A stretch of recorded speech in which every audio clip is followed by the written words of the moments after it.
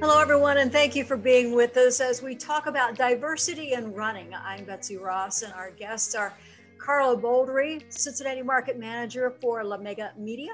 Also with us, Erica Palmer, Black Girls Run. Thank both of you for being here with us today. Thank you.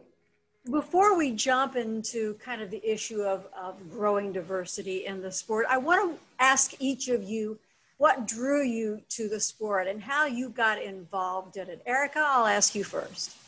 Yeah, so my story it's a interesting story. So I actually had college roommates who were track runners, and that was way back in college, and it wasn't even a thought in my head of picking up this running thing. Then I got pregnant with my daughter. She's 18 years old now. And shortly after that, these same girlfriends were having babies and their bodies were amazingly returning to the pre-pregnancy body. And mine was looking like, bleh. And come to find out, it was this running thing. At that same time, the Susan G. Komen 5K was picking up. We hadn't even had 5K in our language, at least I hadn't. It was picking up and gaining traction, and I just jumped right in. And so then from that, 18 years ago, I would do that 5K race. And then every year I was building up to 3 races, 5 races. And then lo and behold, I ran into the flying pig too and just kind of lost my running mind. So 18 years later, I'm still running, still enjoying myself, and still chasing that pre-pregnancy body, I think, but that was the goal. Oh, that's awesome. Karla, how about you? Well, Betsy, and I'm actually, as I hear you and the purpose of this talk and Erica's story, I am so grateful that I'm here because as the opposite of Erica, I have never run a race in my whole life. Actually, my son, he's 24.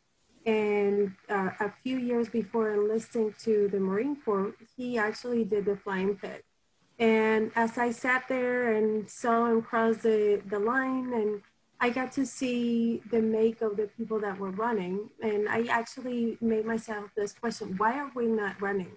And why is it that there is not many Hispanic that I know that run?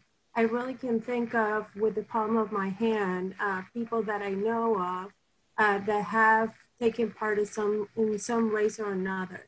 So the reality of us really getting connected is in order for us to change that. Why are we not there? Why there's not enough diversity, and what we need to make to change that. I think that's important. Probably I don't know all those answers, but I am happy to start getting some action going to make some change for that. And Karla, that brings up a good point. If you go to the internet, you'll see so many running groups that are connected with a minority group. And you'll see all these groups and organizations and Twitter handles, but it's one thing to have a group and it's another thing to have members. So how do you get people to be part of this group? How do you draw them in to begin with? Karla, what are your thoughts on that? I would think so. Really, most of my experience on this specific question that you have is building that community, right? It takes one person to start doing it, to then start sharing their stories, their change, their why they do it, and what does that make a difference in their life for others to follow suit. So I think that it goes like that. Even though, like I said, for me personally, I've had about like 5 or 6 people that I know that run. Still, I haven't felt that community involvement that drives others to follow. So I think that that's key. And I don't know, maybe Erica, that it's already a part of a group, can tell us better. Sure. So as I was talking about that running, so what happened for me pre-Black Girls Run, I'd show up at a Cincinnati race, and there's thousands and thousands of runners, literally. But I'd look to my left and to my right. And as you said, Karla, I wouldn't see anybody who looked like me, right? And I'm like, this is such a great time. Why is it that I'm the only Black woman here at this race, or one of 3 out of thousands? And so then someone asked me, or got me introduced to Black Girls Run. And slowly but surely, you know, our Cincinnati community would start to grow, but literally it would just be handfuls of us, maybe 1 to 5 of us. This is a national organization, and we have a national conference. And we went to the first national conference, and it was in Atlanta. And at that race, there was thousands, at least 1,000 Black women. And it just really kind of warmed my heart. It renewed my love of running. And I'm like, yeah. And we had everyone of all paces, all abilities. So there were women who were running the 5K in under 20 minutes, right? Amazing, right? All the way to just those who were out there just to get across the line to finish. And it was such a good vibe. So I keep that in my heart, and I brought that back to Cincinnati. And what I do is every week through Black Girls Run, we have a Facebook membership of about 3,000. Yes, so that's a big number. Wow. And I invite those ladies to come out to a weekly run with me. And sometimes I may get 2. On a good day, I might get 10, right? That's a wonderful day, but those numbers are really different than those who are on that page. So every day I ask myself, or every moment I'm asking myself, what can I do to make this a little bit more attractive? One thing is just staying consistent. So I'm going to invite those ladies next week, the week after that, the week after that. So keep inviting them out to join me on the run. That's a really good point. And I think that no matter what we're talking about, if we're talking about running, if we're talking about sports, if we're talking about education, if we're talking about a career, I think that when someone sees someone who looks like them doing it, then it becomes a possibility for them to do it, because there's something out there. Oh, great. Is it something that you have to install in kids? Do you have to go back to grade school and try to get them involved in the sport? Erica, what do you think? I think so, because remember, for me, it was the memory of those college roommates who were runners, right? So it is. Another organization that's near and dear to my heart is Girls on the Run. Mm-hmm. That's where they take 3rd to 8th grade girls and introduce them to running. And I'll tell you, so some of the times, and I've been a coach there for many, many years, and I've been at another race in the local community, and a young woman will come up to me and say, hey, you were my coach in 3rd grade, and we started running together, and look, I'm still running. And that just that's everything, right? So yes, I do. It becomes it gets you over this hurdle of, I can do this, right? Because I think that's a hurdle for a woman who's, I think when we get older, activity becomes, you know, a little bit more of back on the lower priority, right? So if it was something you were doing as a girl, as a young girl, then it's going to stay with you. It's going to stay in there, and you're going to turn back to it, I think, as you get older. Yeah. Karla, how do we get kids involved in running? Oh my God.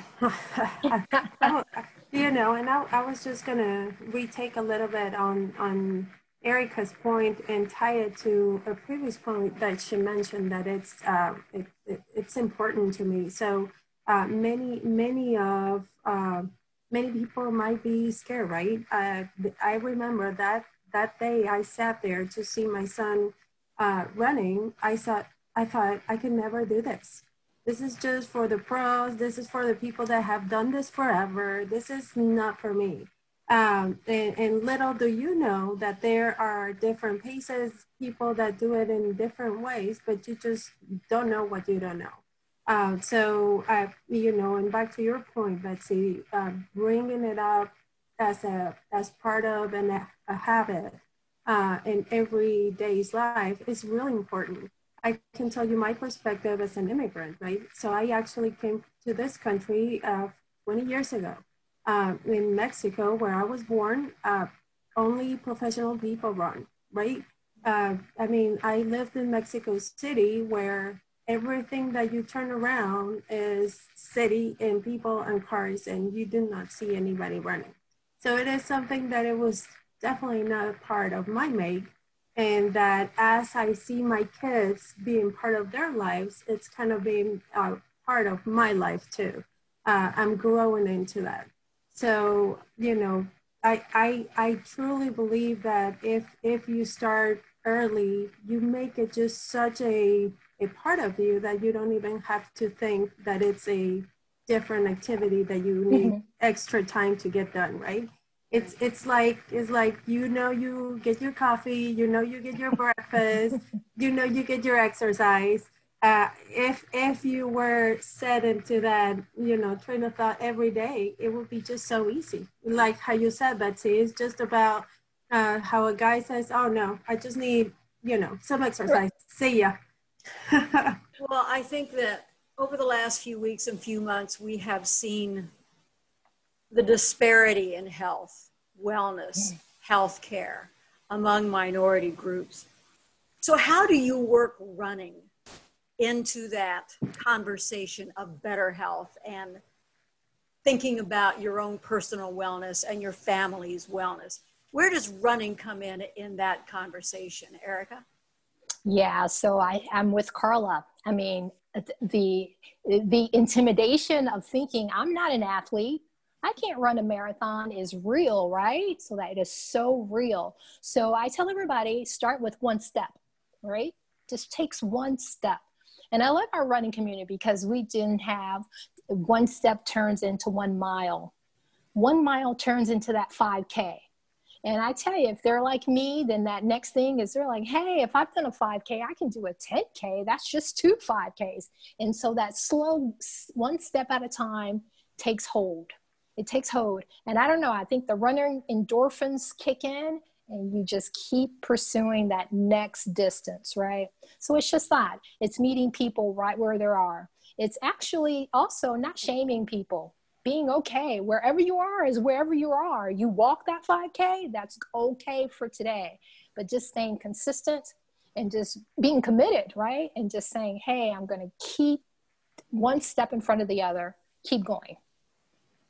And Karla, how do we kind of spread that word that this is part of your health journey and your family's health journey? How can we kind of preach running, walking as part of your overall community's health?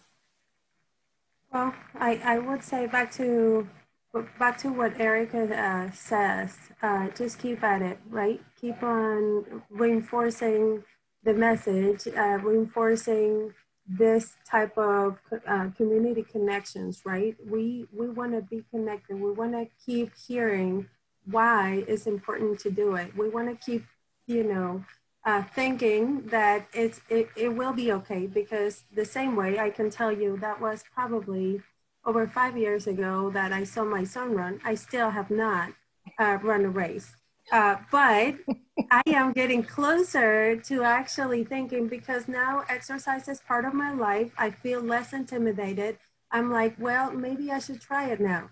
And you know, it's just, it's how Erica mentioned, it's like, okay, let's take one step and let's recognize that we got to do something.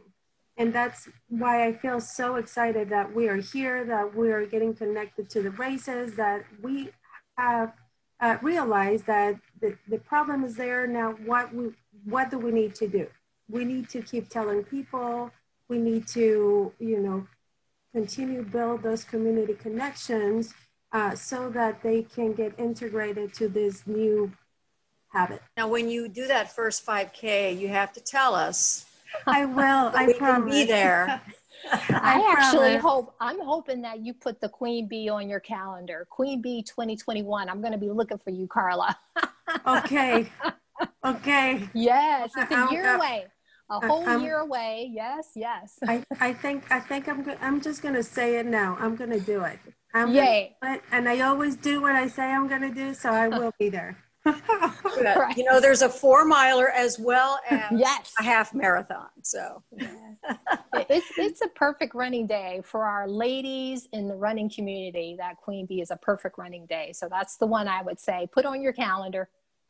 Will do. And be a queen for the day. Yes. There you go. There you go. Well, as we wrap up, I just want to get some personal thoughts from you about what running and the sport has meant to you. Karla, I know that now we've put it out there.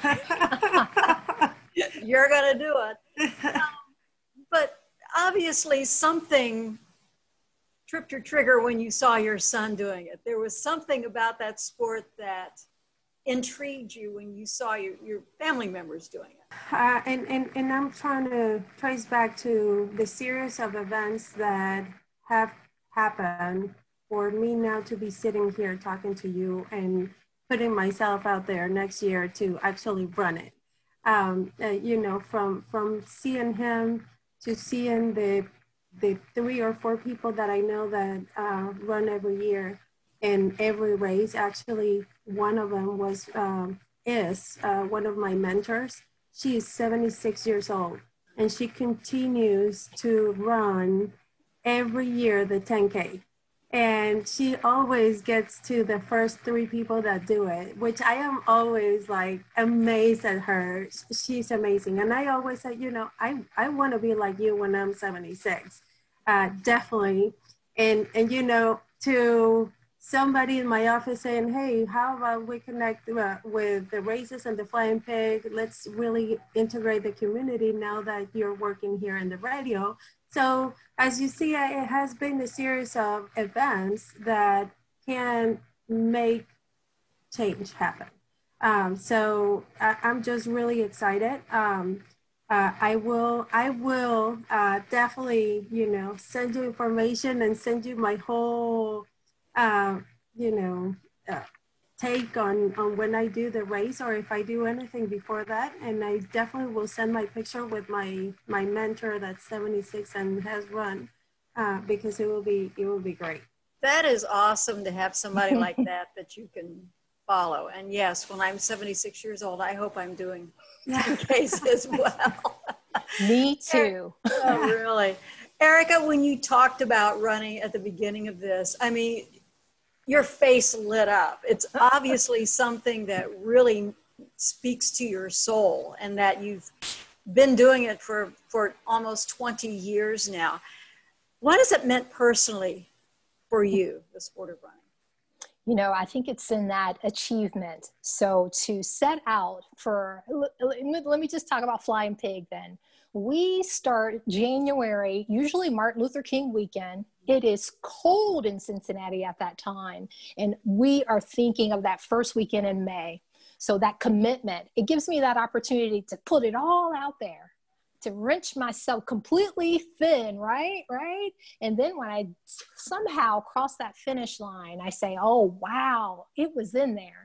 And I don't know many other things in life that really kind of pull that out of you, right? It's just that inspiring. I tell you something else that inspires me too is when I see a new runner, a new Black lady runner who comes to us for the first time. And she's like, you know, I'm not sure. They almost reluctantly get out of the car with their running shoes on. But then they catch hold, right? And then they see their health improve. They feel better. They start to look better. Those jeans are kind of fitting a little bit better. And then finally, she gets that a couple of races under her belt, and it's all about the bling from there. Those medals and those achievements start to accumulate, and it just fills you up. So I just love running for those reasons. And I could probably go on and on with more reasons. But I know we have a limited time. I will send you my picture of my face. That will be the new person running. Karla, I'm looking forward to it. It's going to be awesome.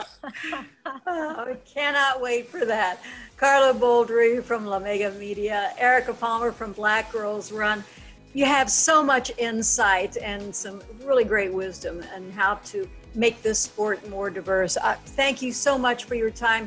Best of luck in training, and best of luck in running. Thanks for being with us. Thank you, Betsy. Thank you, Erica. Nice to meet you. You too.